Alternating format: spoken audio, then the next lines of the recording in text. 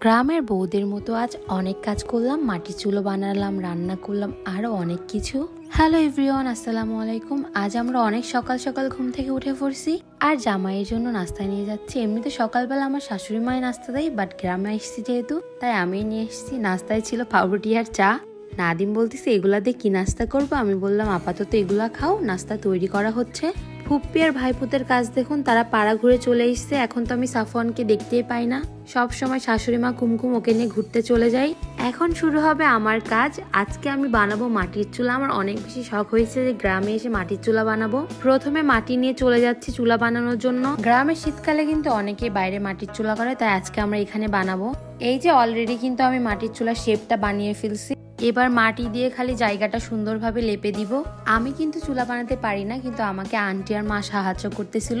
আর চুলার ভিতরে কিন্তু আমরা ইট দিয়েছিলাম যাতে চুলাটা একটু তাড়াতাড়ি সুন্দরভাবে হয়ে যায়। চুলা বানানো কমপ্লিট, একটু পরেই দেখতে পাবেন কেমন হয়েছে। আর এই যে এখন আমরা চলে এসেছি হাত ধুতে। ননদিনী শাক নিয়ে চলে এসেছে। এই শাকের দাম মাত্র 20 টাকা নিয়েছে দুইটা। শহরে হলে তো 80 টাকা বা 100 টাকা নিতই, তার বেশি ছাড়া কম না। এটাই হলো গ্রাম আর শহরের তফাৎ। কিন্তু তবুও আমরা কিছু মানুষ শহরে থাকতে পছন্দ করি। বাসা থেকে আসার সময় জামাইকে খুবই সুন্দর একটা উপহার দিয়েছিলাম, যেটা অনেক দিন ধরে নাদিম আমার কাছে চেয়েছিল।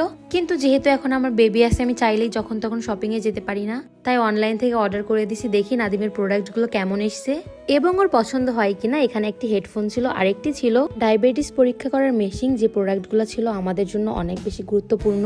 হেডফোনটা কিন্তু আইফোনের ছিল এবং অনেক বেশি কোয়ালিটিফুল, সুন্দর ছিল। নাদিম তো এটা পেয়ে অনেক বেশি খুশি হয়ে গেছে। অনলাইন থেকেও কিন্তু আমরা ভালো ভালো প্রোডাক্ট কিনতে পারি বিশ্বস্ত পেজ থেকে। আমি যে পেজ থেকে নিচে অবশ্যই লিঙ্ক দিয়ে দিব, এখান থেকে আপনারা চাইলে অর্ডার করতে পারবেন।